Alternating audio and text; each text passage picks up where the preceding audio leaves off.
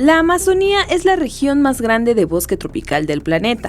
Brasil es el país que alberga la mayor parte de dicho ecosistema, pero también la mayor parte de los incendios intensos que se han presentado desde hace más de un mes, causa por la que se han perdido enormes extensiones del Amazonas.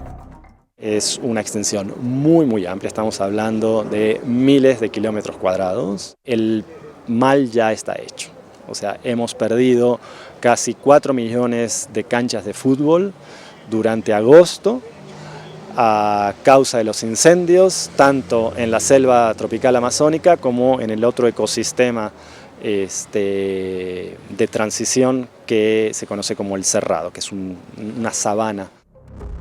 Rastros de vida de flora y fauna que una vez lucieron resplandecientes y ahora solo quedan cenizas.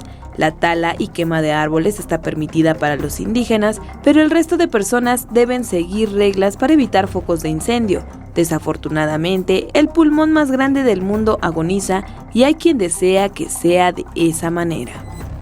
Durante agosto hemos tenido casi 80.000 focos de incendio solo en la Amazonía brasileña, provocados principalmente por la expansión acelerada de la frontera agropecuaria para sembrar soya y para producir carne.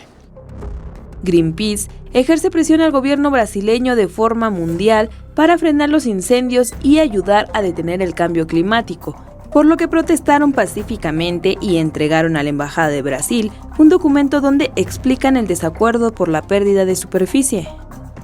Por un lado es la pérdida de diversidad biológica, estamos hablando que el Amazonas concentra 30% de la diversidad de flora del planeta. Estamos hablando de anfibios, estamos hablando de reptiles, estamos hablando de mamíferos, estamos hablando de vida silvestre, pero también estamos hablando de comunidades indígenas que tienen un estilo de vida muy armonioso con la naturaleza. Se espera que pronto se tomen acciones para combatir los incendios y se fortalezca el marco regulatorio ambiental para prevenir incendios y proteger la selva amazónica, además de evitar que el calentamiento global se agrave y continúe el cambio climático.